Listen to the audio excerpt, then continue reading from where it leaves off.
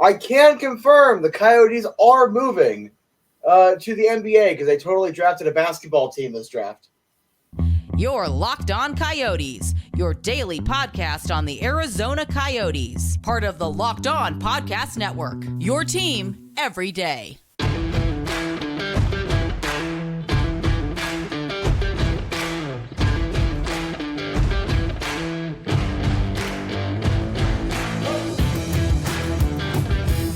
Welcome to the show, everybody. This is Locked On Coyotes, number one daily podcast on the Arizona Coyotes. Today's episode brought to you by eBay Motors. Stay in the game with eBay Guaranteed Fit. ebaymotors.com. Let's ride. I am your host, Robyn Leonio. That's Matthew Jacobson right beside me. We want to thank everyone for making the show your first listen every day. We are free and available everywhere you get your podcast, including on YouTube and now on the SiriusXM radio app. The draft is now done, Matthew, and as you said, the Arizona Coyotes drafted a basketball team. Seems like. Yeah. Let's go ahead and I'll just go straight up. I'll go through some of the list in a little bit. But do you know the shortest person who was drafted in this from the Coyotes in this draft? I believe he was 6'2". Might have been 6'1", though. I think it was the kid from Minnesota. I think it's just 6 foot. That's it. But yeah, still. The Coyotes, the exact toxic mindset behind me not being able to get a date in high school. Gotta be 6 foot tall or higher. Man, this GMPA loves size above all else, and it confuses me. Not because I think these are terrible picks. I mean, I actually have it right here. People are acting like this is the 2003 draft all over again. For context, the Coyotes picked 8 guys, 0 NHL games played. It was literally their worst draft. Even the 2020 draft had 2 games played out of Ben McCartney. That's how bad it was. The only other drafts to not have an NHL game is 2022. It's been 1 year. I think you got to give it like a 3-year buffer before you can start adding it to the conversation. But there was some freaking out on day one. We already talked about Simashev and Boot yesterday. I don't want to rehash it too much. TLDR, you get a sizable defenseman with some top pairing upside, very good defensively. There might be some offensive upside, but we do have to see how the development plays out. And you get a really big winger, probably the exact kind of guy you want to play on the same line with a Lawson Krause type, and definitely is good for morale with Simashev. I like the players. I'm going to hold off. I'm going to continue to hold off an opinion on whether or not they reached, because I don't know if I'm actually maturing a little bit or if I'm just being pretentious, but I kind of have a feeling that I should be listening to a lot of the on the ground reporting, and what that's telling me is, yeah, at least Simashev was valued very highly.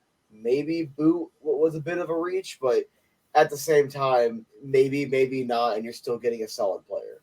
Oh, absolutely. Now, to all the listeners out there, those that listen every day, I want to let you guys know that we are in the works of getting a draft prospects expert on the show to talk about Simashev and some of the other prospects who were drafted this year. Kind of get their thoughts, and I think we're going to really focus on some of the prospect experts who actually have Simashev ranked really highly. Some of them had Simashev ranked as their number one defenseman. So it will be interesting to see their thoughts. It was actually funny. Steve Peters is like on his show. It's like, oh yeah, no, you didn't have him ranked that high a week ago. Why are you telling me this now? Why are you gonna wait 2 days after to tell us you had him this highly ranked? Because they had multiple draft experts and none of them were talking about Simashev or Boot. So it's like, don't tell us now. Don't come back in hindsight with that one. I mean, here's the thing though. Like, I think if it was a team other than the Coyotes, I would see that being the case. But it's like, oh yeah, he's ranked really highly, rather than gaslighting us. And let's say for all intents and purposes, they picked Rainbacher or Mitchkov, they're like, oh God, that's whatever, some just stupid decision because it's the Coyotes, right? Like, I saw someone give the Coyotes a D plus, and look, all I'm gonna say is Simashev alone and their second round pick, the goalie alone, just those two. This is not a D plus draft. Now, some of these guys might not pan out. That being said, I think we've seen some overreactions. We have definitely seen some overreactions, and that's why I am a little I'm a little proud of myself for not picking a side one way or the other immediately, because I really feel like this is one of those drafts where you have a lot of strong negative opinions right now, and then in like 3 years, you're either going to forget every single one of those because the draft was inconsequential, or you're gonna feel a little silly because, like, let's say 3 of these guys end up just blossoming. absolutely, yeah, totally. One thing that's interesting though is there's the difference that you notice. The difference in draft experts overall. You said the draft, some expert gave the Coyotes a D plus. Daily Faceoff gave the Coyotes a B plus. Mm-hmm. So like, there's just so much A lot of discrepancy. variation. It was a content creator that gave him a D plus for context, but like you have that negative end.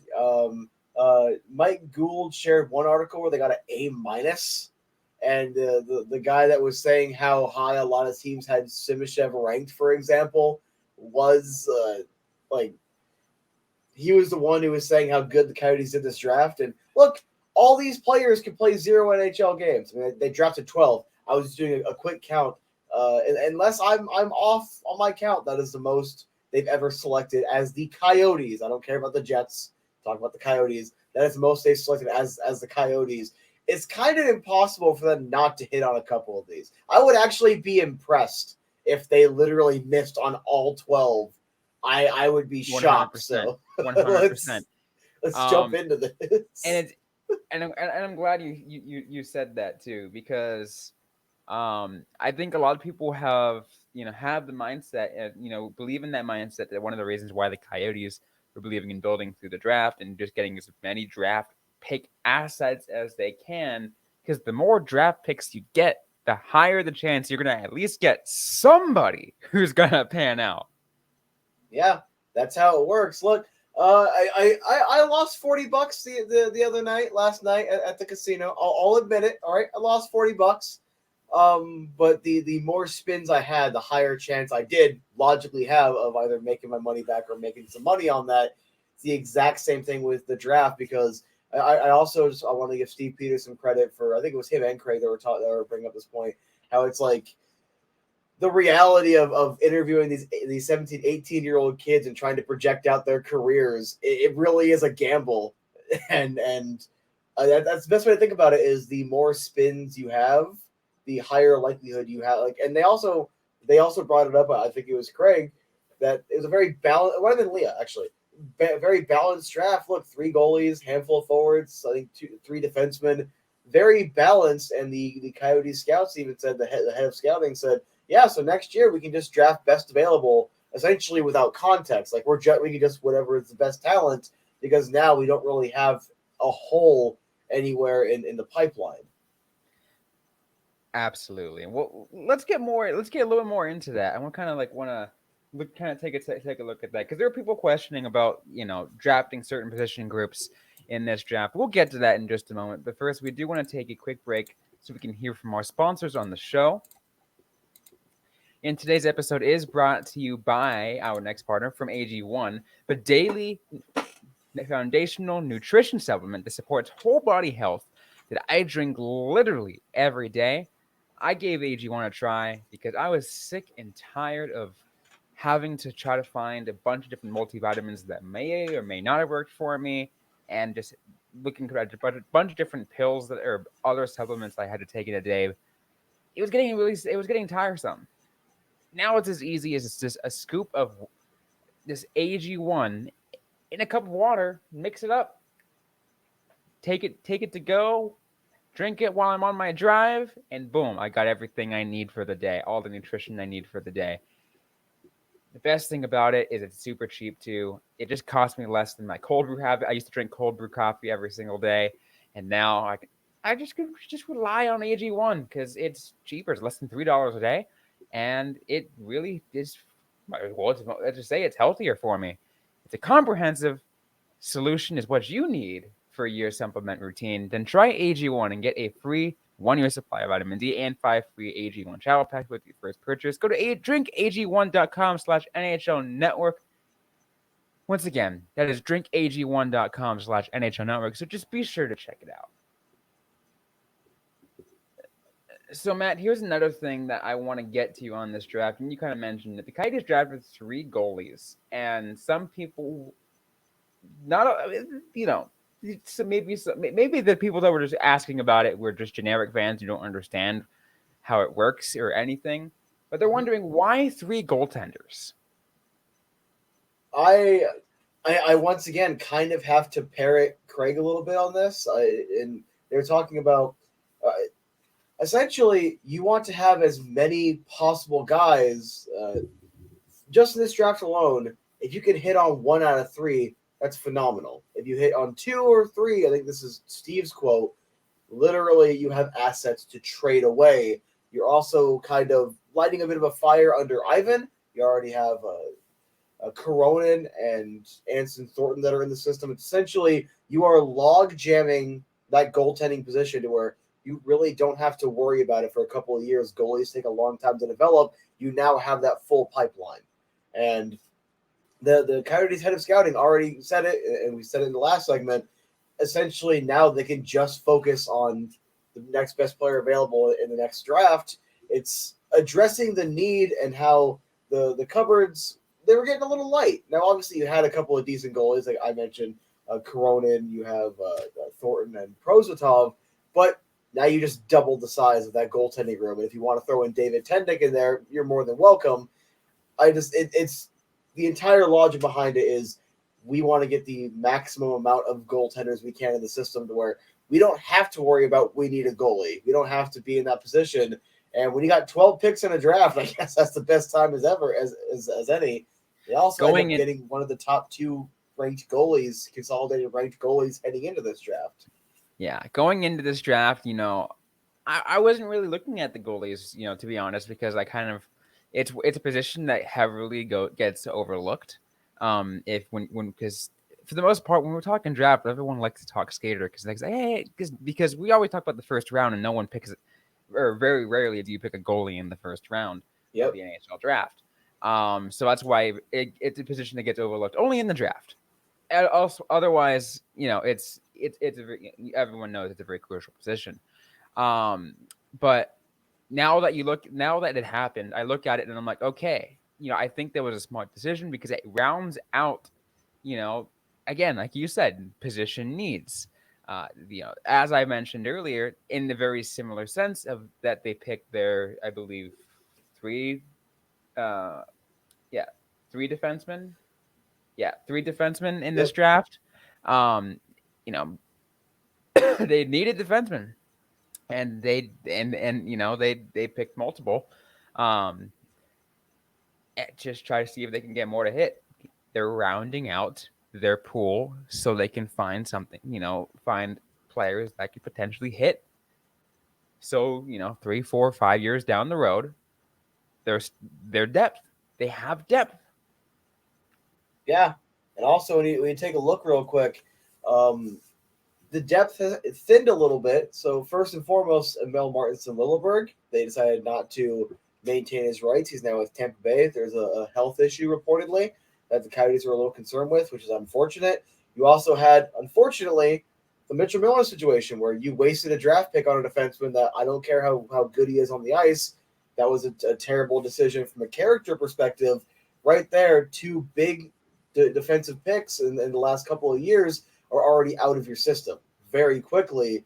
You need to make sure you keep those cupboards stocked. So it's pretty much just continuing to do that. I do like that I'm signing Maximilian Zuber. He's probably gonna. It seems like he might play in the AHL this year, I think. But you're gonna you want that conveyor belt to keep going. And yes, I know it's a little weird to consider the players kind of cogs in a machine, but that's kind of what they are in the context of asset management. And when you're looking at it from the bigger picture, and yeah, you need a defense. Just even those two defensemen as an example, now you got a couple more to replace them and just kind of keep it going. So no matter what, you have someone in the pipeline. Oh yeah, you want to be able to know a certain player fits your scheme, A, and B, like, is be able to replace replace a part. And if you want to make the machine analogy, go ahead. You can do that. You can replace a part that you're familiar with, because you have scouts having watching a little more so because hey, they're in your own prospect system, so you should know how they work. So it's easier to kind of plug in and out what you need. Yeah, and I just kind of taking that step back into to consume some draft content to kind of just even though for the most part there is no solid profiles on these players yet that And I've we'll get to listened to that. or Like we'll anything. try, It's good to look at the position and that context. and again, don't like. I'm not saying hey, I'm not gonna promise you guys that like yeah we're gonna go ahead and um and be like hey guys, we're gonna go ahead and get a draft profile on Justin Kickby. Like it's just not necessary at that point. Are we gonna maybe get a draft profile? Are we gonna get a draft profile on Shemishev and Boot? Absolutely. We're gonna get one on I'm sorry, pronounce it right. Rabble. Yeah, Rabble. probably maybe even Castagna. I know it's Yeah. Castagna, but I always say Lasagna, so I'm going to be a little consistent until someone Yeah. like yells at me. It's Castagna. That's what I'm going to go with because we're different here. I'm locked on. I'm part Italian. I can make fun of an Italian sounding name. Are we gonna do some draft profiles on those players? It's likely. Expect to try us to get some draft experts out, prospects experts out here to kind of help us make some meaning to some of these players, so you guys can get to know who the Coyotes actually have in their system. And I think especially those first couple that they pick in the second round, there's not a whole lot of information on them because hey, look, the first round they spend like what 5-6 minutes in between picks, and they're really going in depth on each pick. They're interviewing the players. You kind of get to know them a little bit. And then day two happens. It literally rapid fire, 30 seconds. I think what would be fun is what we should do is I'm just going to list off the picks and the positions, and then I think we should just out of a hat. This is not meant to be educational. Out of a hat that excludes first rounders, we should pick a couple of guys we think just by the name or position are probably going to do something with this organization. Because let's have a little bit of fun with it. So here's the list. 6th overall, defenseman Dmitry Simashev. 12th overall, forward Daniil Boot. Second round, their only second rounder, 38th overall, goaltender Michael Rabel, I do believe. The H is silent. There were, 4 third-round picks. 70th overall, Jonathan Castagna. He's a center. 72nd overall, I'm assuming Noel Nord. There's a weird H at the end there. It threw me off. The left wing. 81st overall, Tanner Ludke. He's a center. 88th overall, out of Minsk Dynamo of the KHL, Vadim Moraz, defenseman. Fourth round, 102nd overall, Terrell Goldsmith, defenseman. 134th overall, 5th rounder, Melker Thielen, goaltender. 5th round, 160th overall, Justin Kipke, defenseman. Also in the 6th round, 162nd overall, so they had a couple of times where they picked literally 2 slots apart. It's center Samu Bao, and then finally in the 6th round, 166th overall, Carson Musser, goaltender. It's a lot. It's a lot to unravel. I think I got my guesses. I've heard a lot of good things about Rabble, the very brief pieces of content I was consuming today, and I do believe it's kind of been passing over the last couple of weeks. Bits and pieces about Rabble being one of the better goaltending prospects in this draft. I got a decent feeling about Tanner Ludke. I do like Justin Kipke because they got some fun names. And then It's a fun name. I love those names. Vadim Morris. I don't know why. I don't know if I'm just thinking it's too close to Redeem. I'm a big fan of Redeem Verbata. But give me anything that's close to Redeem, and there you go. 88th Hey, overall. He's going to maybe be. you might get the same feels, right? The Maybe same he's going to feel. play like 400 games, and he's going to be the forehand backhand shootout champion. Going to be a part of a team that makes a run to the Western Conference Final. There you go. He'll wear 17. Although I hope no one ever wears 17 again, but I'm pretty sure they have. Alex Galchenyuk. Anyway, those are my just literal picking names out of a hat. What are yours? Let's have a little bit of fun with it. Give me a couple you think are going to do something. Ooh, God, I think this is a tough one. It really is. Knowing nothing about them but their name and position, it is. There one of the goaltenders had like a 3-something goals against and an 8-9 save percentage, and the first. Obviously, it's just probably the league they play in. But my first thought was like, "Oh, hey, that's a pretty Coyotes goaltending stat line because our I'm gonna defense go is a ahead little and sus." I'm gonna go ahead and go with Castagna. All right. With Bow and Melker Stephen. I like how no one said Goldsmith. It's a basic name. No one said. I know D-backs fans, Paul Goldschmidt. So theoretically, if it's got gold in the name, it should be. But I like how none of us picked gold. You know what? Imagine we're all wrong. Goldsmith plays 800 games and wins a cup. I hope, Goldie. I hope you're watching this, and our unintentional disrespect makes you play even harder. Just to be like, I want to like these two idiot podcasters don't know nothing about nothing, and I'm gonna prove them wrong. Do it. I dare you. I mean, I want that. I want that to happen. Yeah. Prove us wrong. Any one of you, prove us wrong. I like Daniil Boot. I always want to say but Daniil Boot. I mean, I again, like the name. you've heard so many people make the joke. I said it a couple times on the podcast yesterday. I'm like, hey, no buts about it. What's about? Hey, their second pick of the first round. What was it? That describes their draft. It was butt, and I'm like, look, honestly, they drafted a basketball team. The shortest guy was like 6'1". You had a couple big boys, 6'4", 6'5". I think one was 6'7". One of the goaltenders, I think, was 6'6" or 6'7". That one might have been Thielen. Actually, I could double check this right here. It'll take me to a nice little link, and I can look at his height. So he was one of the shorter ones then. So it might have been Ray. Mike Gold listed all the size, and none of them said 6'7". 6'6", it's Rabble.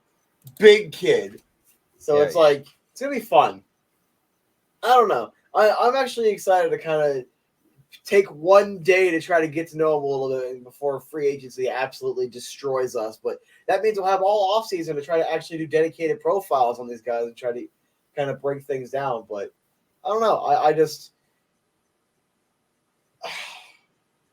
I can't not trust BA's staff. I just, at this point, I can't, because not only is it young, okay, Lilleberg is a health, concern. He's still got an NHL contract. Manix Landry, unfortunately didn't really do a whole lot to justify a contract. I think he signed over in the Swiss League. He signed over in Europe somewhere. But look at Sam Lipkin, how well he was playing. They wanted to sign him. Julian Lutz was playing well. They also wanted to get him signed. Maximilian Zuber got signed. And these are all typically a 6th-round draft pick in Zuber. Lilleberg, 4th-round pick. Lipkin, 7th-round pick. Some of the depth picks are already starting to show something. And Liam I Kirk. like that. Huh? A couple years ago. From a couple years ago, Liam Kirk. I really want him to take a big jump in Tucson this year. I know he bounced around a lot. He was ECHL, riddled with overseas. injuries once he hit Tucson, and it sucked. He ended up getting sent to Atlanta, and then getting loaned. I'm just like, Yep. So it's like unfortunately, and there's still time for him. He still has a decent skill set. Injuries have probably stunted his if you development. saw That him, was an older pick. if you watched him in the World Championships, 2 years ago now? Yeah, 2 years ago now. He Mhm. was one of the best, if not the best player in the World Championships. So hopefully he has that bounce back because he's going to be the reason I'm going to have you get me in contact with Tucson so I can go down there a little bit to try to pay close attention because honestly I really want that kid to succeed. I still think he's got an interesting skill set from what I remember the last couple of times I got to watch him. But that one wasn't a GMBA pick, I don't think. But the rest of these picks, just a small couple, a small few already showing some fruit at different levels. Obviously, Logan Cooley, we don't even need to mention him. Artem Duda, I think, is transferring over to play college hockey this year because he was playing well. There's some talent. Jeremy Langlois won a championship, the Memorial Cup. Like, there are some really solid picks here, and this is very brief, and none of them have really gotten NHL time yet, except for, I think it's Moser and Gunther. Yep, Moser and Gunther. Yet, we're still seeing something already. And that's why I refuse to overreact. I refuse to be like, these are all terrible, because so far they have not led us astray. So far they have not completely whiffed. Now, in a couple of years, we might see those whiffs start because it takes a little bit of time to really realize what you have with a draft pick. But with that being said, so far, I haven't seen the signs of that yet. So I'm just going to look at this with a little bit of optimism and look forward to getting to kind of break down some of these prospects. Oh, yeah, absolutely. I think right now the best thing we can do is just be optimistic and just kind of look at the bright side and look at and just like have those profiles out there, really get to know these players, kind of take a look at what their upside and what their ceiling could be. But also, again, doesn't mean they're going to reach that ceiling. Mm-hmm. Most of the time, they don't reach their ceiling, but but we know what as long as we know what their floor is, I think that just puts us at a certain comfort level. Let me try to put this in context for some people. So I'm just going to start listing off players the Coyotes have drafted that have played 100 games. And I'm just going to keep going.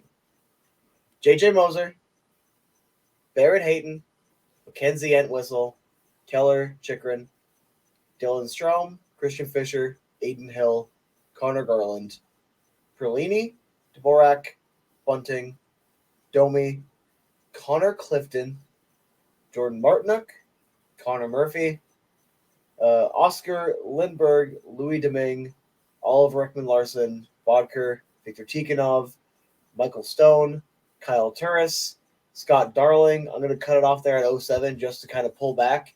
Oh, sorry, Peter Mueller. I'll cut it off at 06. I'm a big fan of Mueller.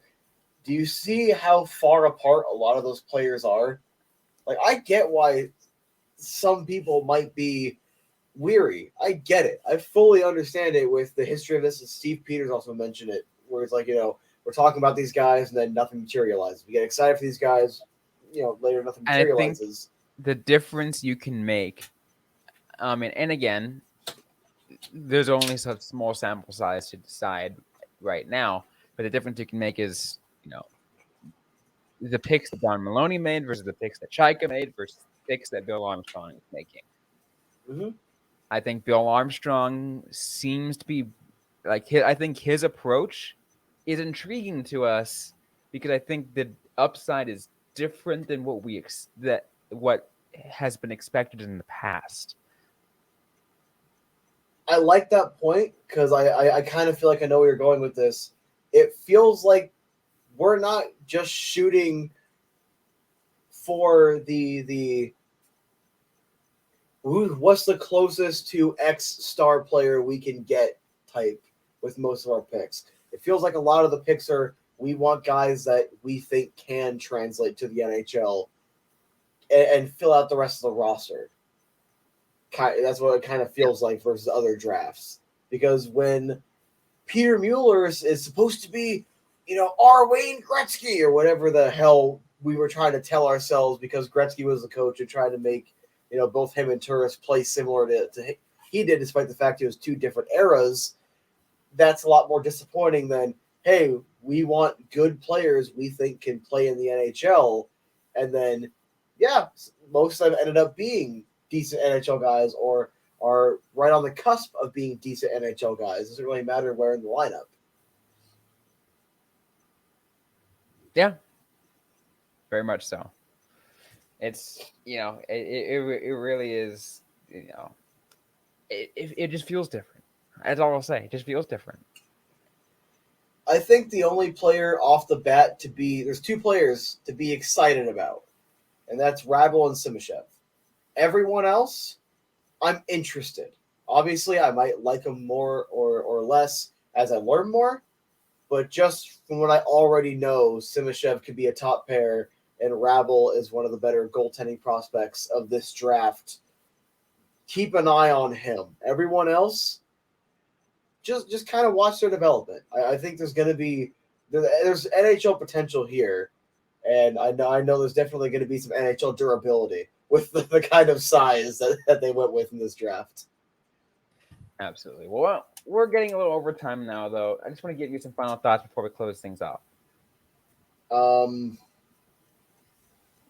like to waste money on the way to work. There's my final thoughts.